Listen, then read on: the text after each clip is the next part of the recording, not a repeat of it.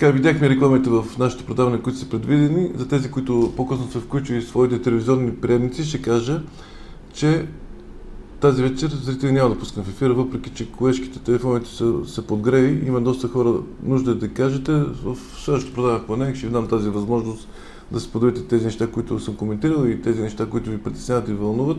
Извинявам се предварително за тези неща, но и енергията, която изпращам тази вечер в ефира, е изцяло за проверка за наличието на негативно влияние върху вашите тела, съответно вашето жилище, и със снимка може да направите проверка на вашите близки брати, сестри, майки, бащи, роднини по първа кръвна линия. Ще повторя накратко, за да направите проверка на тялото си, трябва да си поставите ръката на слънчевия спит, съответно след това за дома на стената и със снимка, хващайки я с два пръста в ръката, задържайки я, можете да направите тази проверка. Симптомите, когато има наличие на негативна енергия в тялото ви, в дома ви и с снимка, когато човек е поразен, се усещат тръпки, пулсация, дискомфорт, едно неприятно усещане. Това е фактор и е показателно, че в тялото има променена енергия. От кой вид, за какво е насочена, се прави допълнително измерване, с което се установяват тези неща. Няма да се изчисти тялото, ако се държите по времето на цялото предаване на ръката, просто излишно тя ще бъде изключена енергията автоматично. Така се направи, защото има хора през цялото предаване си държат ръката и смятат, че може да им се подобри качеството на живот, а тя е само измервателна. Затова съм направил така, че на трета-четвърта минута, ако тялото ви е чисто, ще се вкара положителна енергия, след това да се изключи. Максимум 5 минути може да задържите ръката на тялото си. След време, ако се съмнявате, че имате някакъв, се внушавате или пък, че не е реално това нещо, можете след известно време, по време на предаването, пак да направите тази проверка, но не повече от 2-3 пъти по време на предаването. Не може да държите ръката непрекъснато по време на предаването си на тялото си. Това съм го направил и съм успял да го направя. Виждам на Skype адреса, че сте доста написали. Опитваха се по време на първата част да се включат някои в Skype адреса да разговарят с мен, но съжалявам, колегите изключиха, защото няма да имаме зрител в ефир. Имам доста неща, които трябва да ви кажа, няма да ми стигне и времето даже в тази тематика. Говорих ви в първата част за тези от вас, които са изпуснали, за някои техники за изчистване на телата, начините, смисъл, въздействието върху тялото, как се наслоява негативната енергия. Няма да повтарям тези неща, които съм казал. Продължавам нататък. Казах ви, че трябва да се разбере основата, когато човек е поразен. Първото нещо, корена, защото не можеш ти да откъснеш цветото, макар и да е с по-лоша сила, защото обикновено последното натоварване на човешкото тяло в период от време, защото човек живее съзнателен живот 60-70 години. През тези 60-70 години може да е натоварен един път, може да е натоварен 5 пъти, може да е отварен 10 пъти, ако тялото не е чистено или пък не е коригирано. Много от вас ме питат, когато се изчисти тялото е балансирано, трябва да смета като бройки предишните натоварени. Когато човешкото тяло се изчисти и се балансира и човек се почувства добре, това е показателно, че тялото му е чисто и нещата се оправят, защото някои хора ходят да разваят магия, но те се не се чувстват добре и магията не е разваяна, защото са попадне на човек, който не разбира от тази материя. Тогава вече не може да проявите, че тялото ви е чисто. Тялото се смята за изчистено, когато човек подобри качеството си на живот и симптомите, които се е оплаквал, да речем депресия, оплаха, не вървеш, съсипване на семейство и бизнес, се оправи и всичко се тръгнало по нормален път. Тогава вече можете да смятате, че тялото ви е чисто, че тялото ви е балансирано. И обикновено, когато човешкото тяло се изчиства и дома, нещата се оправят едва след 40 ден. Между 30 и 40 ден. Ще ви кажа защо. Защото когато се изчиства тялото, дома и пък хората от семейството, тази лоша енергия се издърпа от тялото. Тя е като организъм, както казах в първата част. Тя е като един чип, който е постанал във вашето тяло, който се извършва определената функция в вашето тяло. След като се премахне по начин, по технология, която е присъща на човек, който разбира тази материя, а не от аматьори, премахнала се източника на този вид енергия. Но, защо не се оправят веднага нещата? Ще ви обясня. Когато се издърпа самия организъм, самата плазма в тялото, която създава тези проблеми, и пък материята, която е набита в тялото, и тя може да се набие по хиляди начини, сега да не ги уточняваме, може и с вода, с храна, с амулети, с муски, с дрехи. Каквото се сетите, с химикалката, дори ако заредена и ви се подари да работите с нея в работата, може да порази вашето тяло и да се вкара този вид енергия в тялото ви. Но процесът на вкарването може да стане мигновен, може да стане в период от време. Те са много различни фактори. Значи може всеки нещо да го упоменеме като отделен предмет на разговор, но нямам време да се спирам точно конкретно. Искам колкото може повече информация да получите полезна и вкарвайки си тялото по някакъв начин, тази лоша енергия, тя трябва да се изкара. Използва се определена технология. Всеки специалист, който разбира тази материя, си има стандартна технология, с която той използва, но начина, по който той издърпа от тялото лошата енергия, активирането на лошата енергия да се възбуди, за да може той да я изкара по някакъв начин от тялото, си знае той технологията, но никога няма да чуят от него думите, които той казва на ум. Нещата, с които контактува с лошата енергия, защото добрият специалист, той контактува дори с лошата енергия. Той понякога я приема в себе си и пък в нещо, което трябва да се приеме, да се излъжи от тялото на човека, да се изчисти. След това се праща и в атмосферата, и пък някъде в течаща вода, където да се разсее. Има си определена технология и процедура.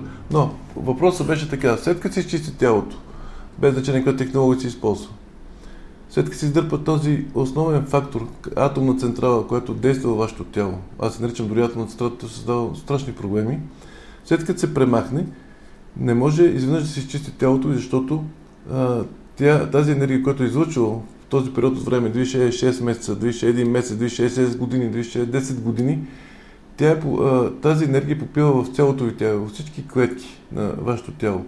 И след като няма атомен реактор, който да подхранва тази енергия в тялото ви, процес на около месец и половина, тя се разсейва от вашето тяло. Лека по лека напуска, защото когато оставите едно растение в саксия и не го поливате с вода, няма сокове, той изсъхва. Същия е принципа и на лошата енергия. Когато се намери точното място, точният организъм, който товари вашето тяло и се изкара от тялото ви, сте сигурни, че вече тялото, специалиста, който прави това нещо, е сигурен, че го издърпа от вашето тяло, вече от тук нататък се чака около 1 месец, месец и половина да се разсее и всичко в тялото да се изпари чрез подтави, чрез кожата, която диша, да напуснат пределите на вашето тяло. Но през този период от време, този месец е много неприятен и обикновено много хора, когато им се махна този лоша енергия, казват, този месец беше кошмарен, ние мислихме, че нищо не се е свършило, останало е по-лошо. Не е станало по-лошо, просто през този период от време, когато напуска тази негативна енергия, остатък от негативна енергия в телата ви, тя създава едно усещане, че е на нервни кризи, натоварване психично, нощно време може да не спите комфортно. При самото напускане на тялото тя тормози като за последно. Както казват, властите се дават накрая. Това е същата история. Просто напускайте от тялото ви и от вас зависи колко по-бързо ще се напусне това тяло. Обикновено някои хора спортуват, за да може да изразходват повече енергия, за да може повече отдаване на пот, на секрет, да изхвърли токсините. Това са като токсини в тялото, само че токсини с негативен оттенък, които са останали от магията, която съществува в вашето тяло. Някои хора се къпат по-често, използват шампуани, като смятат, казват, съдбанината ми леко изведнъж, но след време пак така усещам дискомфорт. Това са признаците, че когато си отмиете от тялото за шампуан на пота, една част е напуснала вашето тяло. И изведнъж на 30 ден или на 40 ден тялото ви изведнъж почва да ви става по-светло, по-ясно, да се чувствате по-добре, по-леки, не че процеса на разваянето на магията, когато стидва и при дадения човек не сте се усетили по-жизнени и по-способни, но след това има още един период от време, когато самото човешко тяло се чувства по-добре и тогава вече може да се направи проверка, да се види в тялото дали наистина е останало нещо. Дали нещо има, което е забравено и пък нещо, което е било скрито, понякога се случва това нещо, но в повечето случаи добрите специалисти изкарват всичко наведнъж. Малко може да е дискомфортно, един месец по-голям дискомфорта, но след това се чувствате много по-добре. И затова тези, които развиват тази материя, ви карат да се обадите след месец и половина, да чуят по телефона как сте, да чуят вашите гласови звуци, те издават също много. Ако той е добър специалист, както аз правя, да се сложите ръката на стомаха, да видя дали ще усетите някакви тръпки, пулсации, това, което аз ще усетя от вашето тяло, дали е синхронизирано, дали е балансирано, дали идва някаква лоша енергия от тялото ви и тогава вече може да е гарантирано, че вашето тяло е чисто. От тук нататък вече сте, както се казва, енулиран електромера, чужд ток няма, ползвате си само вашата енергия, защото като енулиран, някои казват каква защита може да има след това. Обикновено, добрите специалисти, които защитават едно тяло след изчистване на самото тяло и балансирането, правят така период от 2-3 години максимум да има някаква защита, която е защита от самия специалист, който изчиства тялото и балансира самата енергия на човек. Но не е гаранция, че може някаква силна енергия след 1-2 години да срути дадения човек, но тогава няма да бъде с тази сила, която е била преди това и пък тези неща. Ако някой ви казва, че след като ви развява магията и ви даде някаква муска, като огнена тройна защита четворна, просто ви излъгал. Те действат 2-3 месеца, не повече. Следвало са много такива неща, защото хората постоянно носят.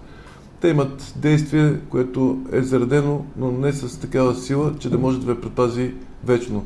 Вечното предпазване, и то не е гаранция, това на християните, които си носят кръста на врата, и пък си иконка в портофела, и пък иконка в колата, която до някаква степен пази човека. И защо тези символи пазят човека, ще ви кажа, когато човек му е прекъсната нормалната енергия и се вкара отрицателна енергия в тялото, се прекъсват задължително силите, които го пазят. Всеки си има свой ангел-хранител. Да речеме името Димитър, свети Димитър го пази. Името Георги, свети Георги. Мария, знаете кой. Всеко нещо в човешкото тяло, всеки един индивид си има някаква божествена сила, която го пази. И именно когато се промени енергията в тялото на този човек, когато се променят нещата, тогава се променят и силите и се прекъсват. Не се променят, но тотално се отрезват и човек ходи като без ангел-хранител. Той не го усеща. Ти мога да ходиш в черквата, мога да паеш свещи на празници, да се молиш, да седиш. Дори някой казва, да бе в черквата, като седи ми е много добре, като седи в черквата ми е зле. Да, това усещане за добре в черквата е, понеже самите сили, които са нарушени от тялото, се стремят да се върнат в тялото и да контролират нещата. Но лошата енергия, която е във вашето тяло, те ги отблъсква. Просто те ги отблъсква. Значи ти отиваш в черквата, да речем имаш празник, Богородица, казва се Мария, отиваш, пазиш пред Богородица, можеш да искаш да се оправиш, да се чувстваш добре, да се оправи семейството ти. В този момент ти се чувстваш добре, защото тя се мъчи да се възвърне контрола върху вас, но излезеш от черквата до тук, край. Всичко по-старому. Тази лоша енергия, която е в тялото ви, прекъсва всичко. Това, което сте попили от черквата и унищожава тази божествена сила, която се опитва да влезе отново в тялото ви. Просто за секунди, може и за часове, зависи каква е силата на лошата енергия в тялото, изчиства и си възстановява гама-фона, който трябва да бъде в тялото, демек лошата енергия, която си възстановява нейния баланс и почва да си действа за това, което се е свършило.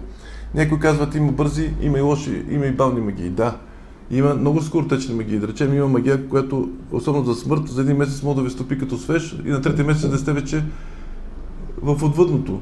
Не дай си Боже, това са сериозни неща.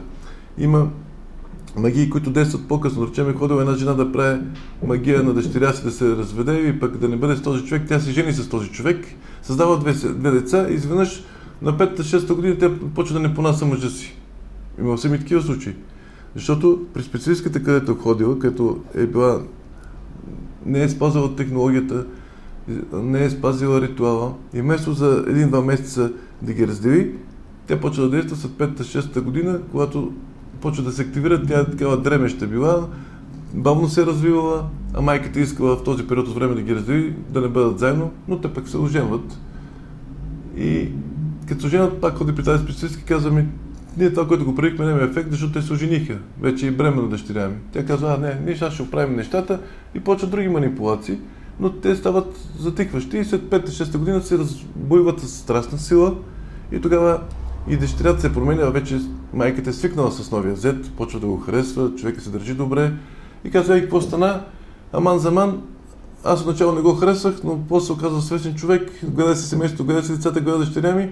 И изведнъж дъщеря ми не го понася, почва да го мрази, почва да не го иска, фаща си любовник и като идва при мен и казва, вие какво сте направи на времето? Ама аз съм забравил, аз не исках да ги раздавам, но то беше случайно, това беше само временно, но то задейства по-късно. Затова ви казвам, че тези неща са много особени.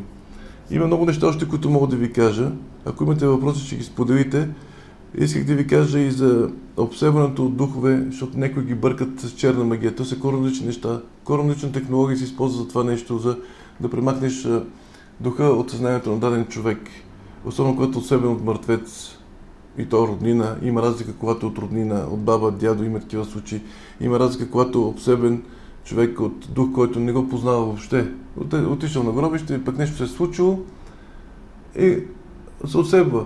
Има понякога, когато се промени енергията на човешкото тяло, тя става отворена врата за мъртви души. Затова почва да сънувате мъртъвци, говорите с непознати мъртви хора, започвате да имате усещане, че нещо ви говори в главата. Това са понякога духове, които са наследени. Но това е доста сериозна тема, която някой ден ще разисквам пак като цяло, особено за тези мъртви духове, че могат да бъдат от роднини, може да бъдат непознати, кои как тормозат. Страшно невероятни случаи в тази сфера.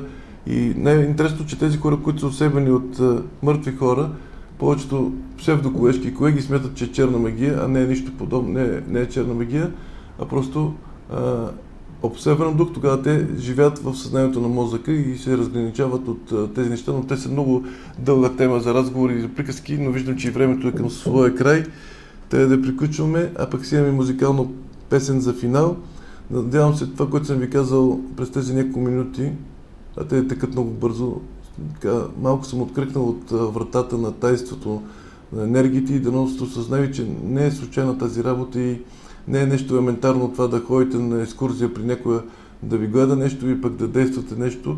Имайте предвид, че всяка една манипулация върху вашето тяло, върху вашето семейство трябва да бъде много пренамерена, много прецизна и не така хаотична и не си мислете, че това е нещо, което не съществува. Защото обикновено хора, които не вярват в тези неща и смятат, че не съществуват тези неща, правят най-големите порази.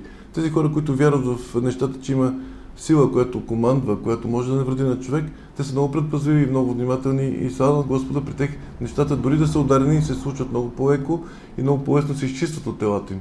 Тези, които не вярват, атеистите, при тях едно, че не вярват и много трудно се изчиства от техните тела, второ и си правят много сериозни порази. Но до тук да с тази тема. Сега да пуснем изпълнението на Мона, може би се казва песента. С нея ви пожелавам една хубава и успешна вечер. Благодаря, че избрахте предаването Споете с мен. Тези, които са пропуснали това предаване, може да виждате, да гледате предаването повторението в четвъртък сутринта от 11 часа и съответно в неделя от 18:00 часа да разберете нещата, които сте пропуснали да чуете и пък да видите, ако сте пропуснали по-късно предаването.